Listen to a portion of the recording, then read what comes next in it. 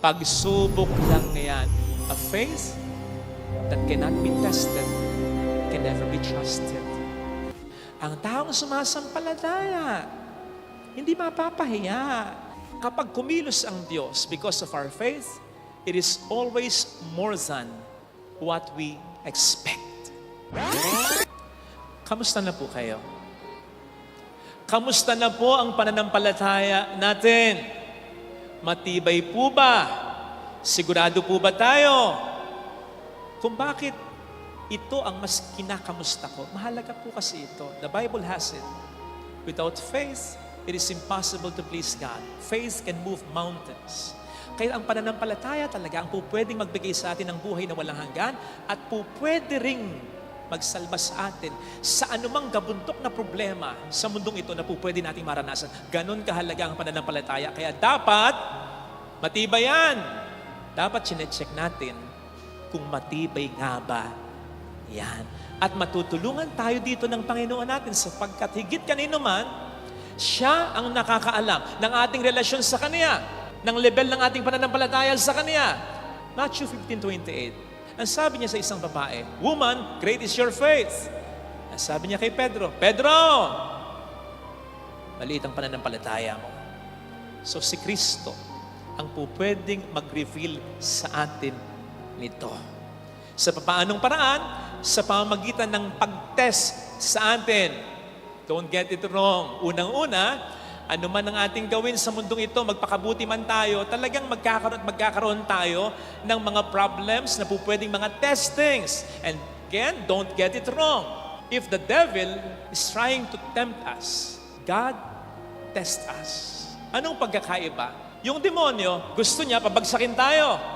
Ang Diyos, gusto niya mas tumibay pa ang pananampalataya natin sa Kanya. And that is through testing us. Sapagkat kapag tinetest tayo ng ating Panginoon, malalaman natin nasaan na tayo sa pananampalataya natin. Katulad kahapon, na-testing ako. Nag-init ang ulo sa isang worker natin dito. Ang matindi, matutulog na lang ako. Hapon ako na inis matutulog na lang ako. Inis na inis pa rin ako. So nakita ninyo, ni-reveal sa akin ng Panginoon, Father Fidel, ang pasensya mo, ayusin mo. Kaya dapat wini-welcome din natin ito in such a way na wag tayong mag-lean sa temptation ng demonyo para pasamayin tayo, kundi mag-lean tayo sa testing ng Diyos para mas pabutihin pa. Ano ang diferensya sa akin? Paano ko ma-improve ito at doon tayo tutulungan ng Panginoon natin? Mayroong nagsabi minsan, a faith that cannot be tested can never be trusted. Tandaan natin na anuman ang problemang maranasan natin, hindi yun ang the end. Marami pang mga problema. So dapat mas maging matibay ang pananampalataya natin. So i-check natin ang pananampalataya natin. Ang relasyon natin sa Diyos. Baka walang iniwan yan sa mga driver dyan o sa mga nagda-drive dyan. Na-drive lang ng drive. Alam mo na meron kang spare tire. Pero chinecheck mo ba? Baka minsan maplatang ka only to find out yung spare tire mo flat din pala. Malambot din pala. Nalintik ka na. I-check natin ang pananampalataya natin. At sa diwang yan, makikooperate tayo sa testing na ginagawa ng Panginoon sa atin. Matutulungan tayo ng ating gospel reading. Sa ating gospel reading, tinesting ni Kristo si Philip and the rest of the disciples. Sa papaanong paraan, nalagay sila sa isang sitwasyon na napakahirap. Ano ang challenge? Pakanin ang libu-libong mga tao. Ano ang naging response nila? Ang sabi ni Philip, kahit na po halagang 200 denaryo yung tinapay ang bilhin natin, hindi sasapat sa napakaraming tao yan kahit makakain sila ng tigkakaunti lang. Sabi ni St. Andrew, meron pong bata dito, may dalang 5 tinapay at 2 isda. Pero gaano na lang ito? Ngunit, gaano na lang ito sa ganyang karaming tao? Sa makatwid, nag-calculate agad sila. At sa kanilang calculation, ano ang naging resulta? Mas natambad sa kanila. Ang laki ng problema, ang liit ng means o kakayanan nila. Na kung tutuusin, tama naman talaga. Ang problema, may kulang.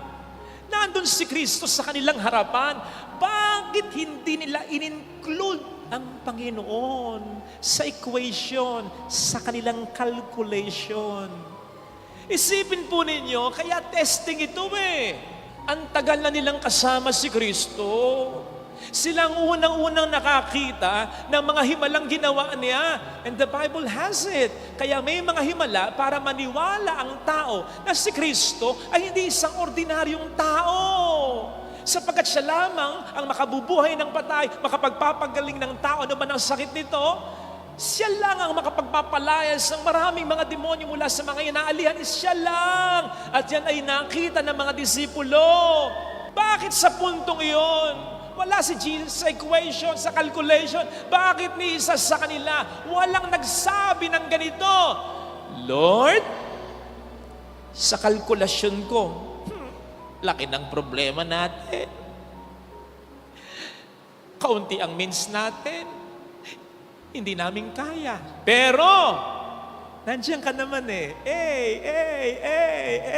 Nandiyan ka eh. Dapat may ganon. Sa una pa lang, kasama na sana si Kristo sa calculation para nakakita na agad sila ng solusyon. Parang yung kwento tungkol sa isang ama na inutusan ng anak niya na tanggalin ang malaking bato sa garden nila. Sumagot naman, opo, sure, yung anak niya.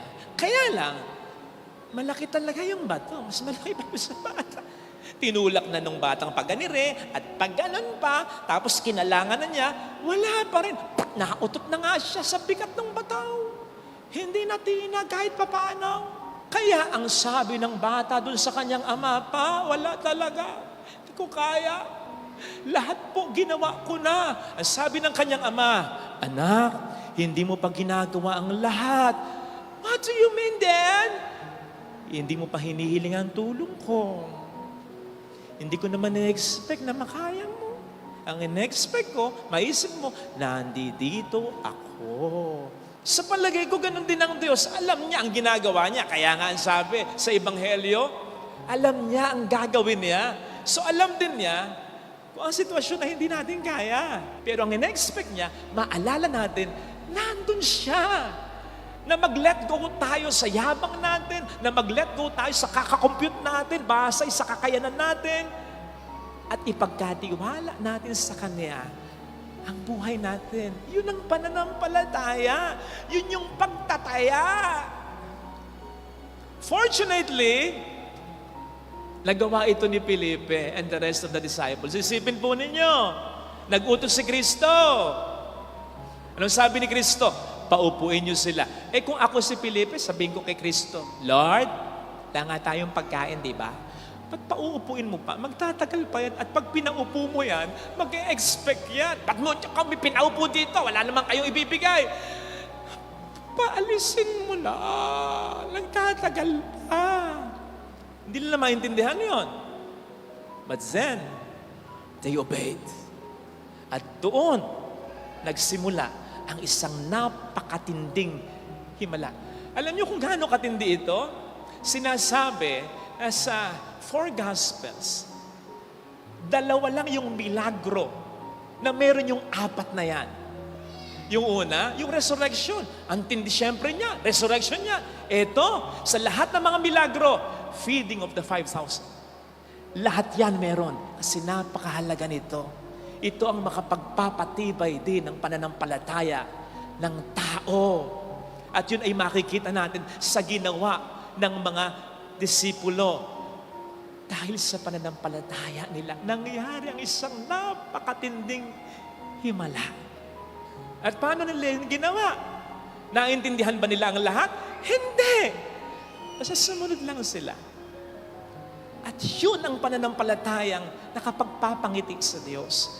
Yun ang pananampalatayang nagmumove sa Diyos. Yung pananampalataya na kahit nahihirapan ka, nasasaktan ka, hindi mo alam ang gagawin mo, parang wala ng pag-asa, Sumasampalataya ka pa rin, nagdarasal ka pa rin, kumakapit ka pa rin, nagpapasalamat ka pa rin, nagpapakabuting tao ka pa rin. Doon nangingiti ang Diyos. Doon kumikilos ang Diyos. Doon naiisip ng Diyos, kumbaga, iba itong pananampalataya ito. Matindi ito. Kasi in the process, nakikita ng Diyos kung paano ang pananampalataya natin ay nag-grow. Sa mga nag-gym dito, kaya nag-grow ang muscles ninyo. Kapag bumubuhat lang kayo ng kung ano-anong mga magagaang dumbbells. No! Kapag pinupush ninyo yung limit ninyo. Kaya nga minsan, mas magandang may spatter kayo. Muscles grow by being overworked. Ganon din ang spiritual muscles natin. Ang pananampalataya natin, mas tumitibay kung sa kabila ng mga pagsubok, hindi nag-give up, hindi umibigay. Doon nag-stretch ang ating pananampalataya. Doon may nangyayaring himala. Yun lang maging very close tayo sa Diyos, yung lang mas kumapit tayo sa Kanya, isa na yung napakahalagang himala. Kaya, pag may pagsubok, huwag agad malulungkot, huwag agad matatakot. Natawa nga ako sa post na ito. Ayan, parang may bagyo na naman, papalapit na naman, may low pressure na naman. Ayan isang malaking bilog, tapos may araw papunta sa bansa natin. Pagtatapos pa lang ng Karina, may pagsubok na naman. Kaya pala makulimlim siguro ang panahon. Pero natawa nga po ako sa post na yan. Father, anong nakakatawa dyan? Eto, sabi nung nag-comment, huwag nyo kasing ituro ang Pilipinas. Yang bagyo, nililigaw yan. Tinuturo daw kasi. May araw eh. So alam nyo, ginawa nung nag-comment? Ayan, gumawa siya ng iba. Nilihis talaga niya. Niligaw talaga niya. Ganun sana. Kaya nga, pati si Mang Tani, nasisisi na eh. May nag-post ba naman ng ganito? Mang Tani, ayusin mo trabaho mo. Bagyo na lang ang babantayan mo. Nakapapasok pa. Malala na. Di ba nakakatawa? Kasi hindi naman talaga tayo makaiiwas sa pagsubok o sa problema. Pero, huwag matakot.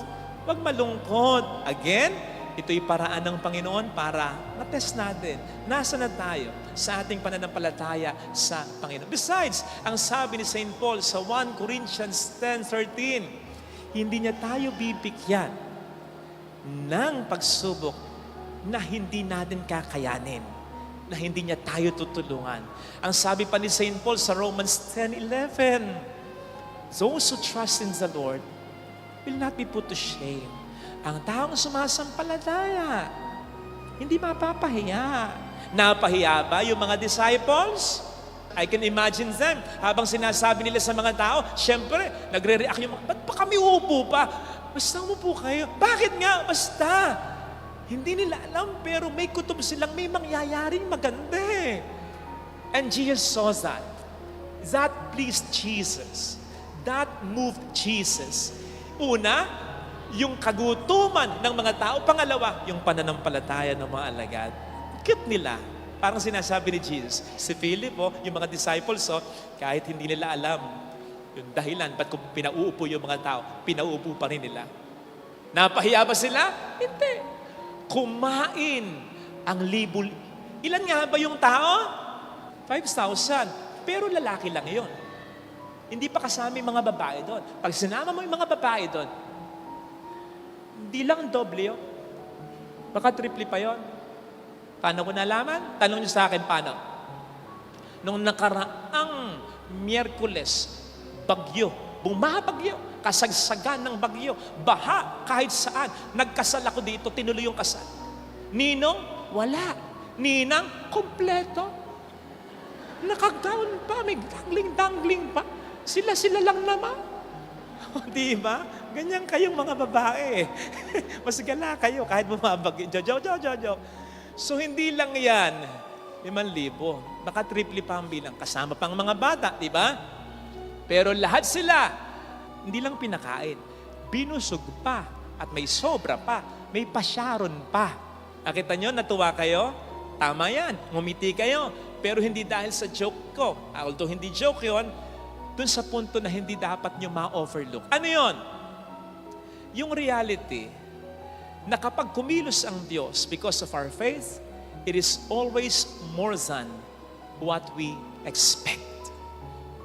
Siyempre, naniwala naman tayo sa Diyos na matatayo ang kahit maliit lamang na simbahan dito. Pero hindi ko alam kung maniniwala kayo. Para sa akin, hindi ko in-expect na ganito. Na ganito kalaki, na ganito kaganda. At hanggang ngayon, maraming pumupuntang tao. Kaya naman, tuloy-tuloy ang biyaya na kapag bibigay pa tayo ng biyaya sa iba. Imagine, nagpapatayo tayo ng hindi isa, hindi dalawa, hindi tatlo, hindi apat, 5, 6, baka 7 pang kapilya. Nakita ko na kakayanin to. Pero hindi ko nakita ito noon. Ang nakita ko lang, honestly, mapatayo ko lang,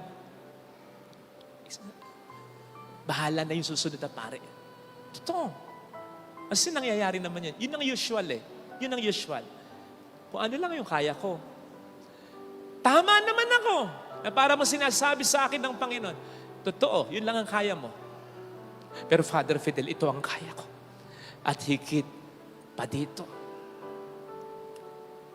So that should make us happy.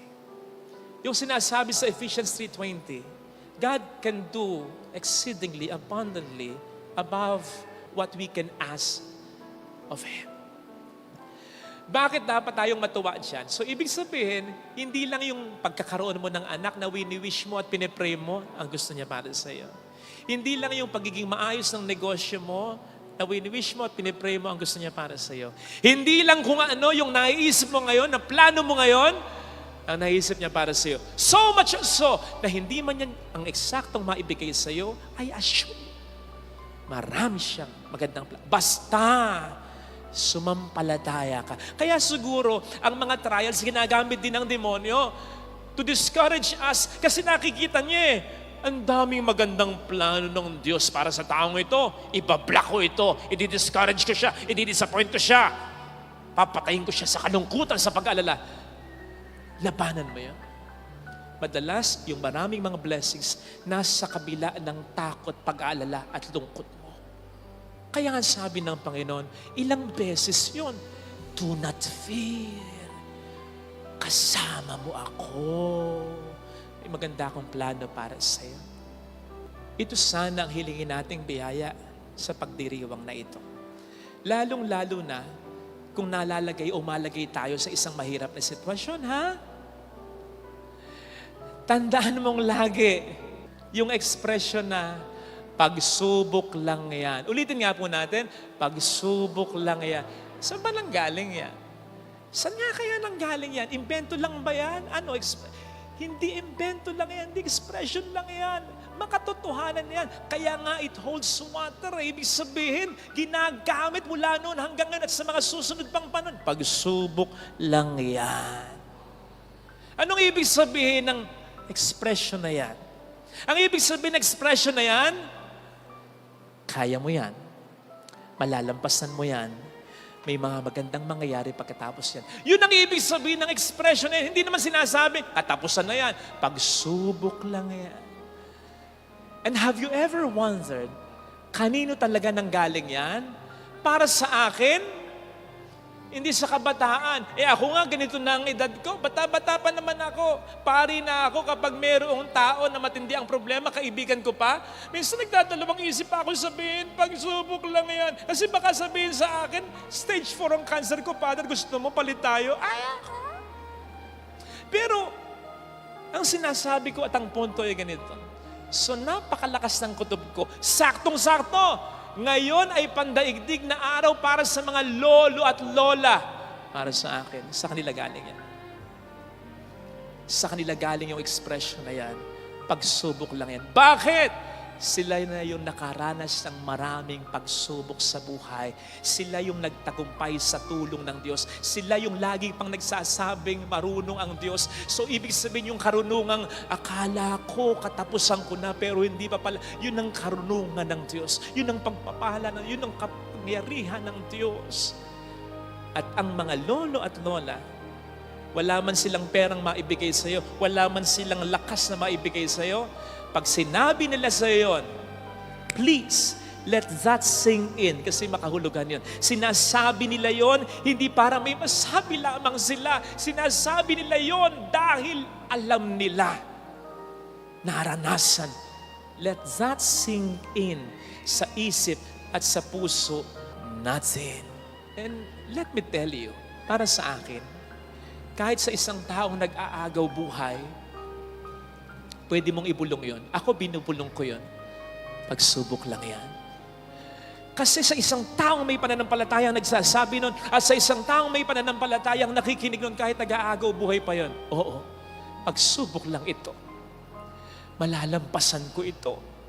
May magandang blessings pagkatapos nito. Kaya ko ito sapagkat ang Diyos ay kasama. Kapatid! Kung sa isang taong nag-aagaw buhay, pwede mong ibulong yan. Sa'yo pa ba na malakas pa? Pagsubok lang yan. Paniwalaan mo yan. Ito sana ang hiling nating biyaya sa ating banal na pagdiriwang upang hindi natin ma-imbibe yung pero ni St. Andrew. Pero, gaano na lamang ang tinapay at isdang ito sa napakalaking problemang yan. Perong negatibo. Sana ang pero natin sa buhay ay maging positibo. Napakalaki ng problema, pero kasama ko ang Diyos. Nagdarasal ako, nagsisimba ako, nagpapakabuting tao, sumasampalataya ako. Hindi ako ipapahiya ng Diyos. Amen. Thank you for watching. Please like, share, and subscribe.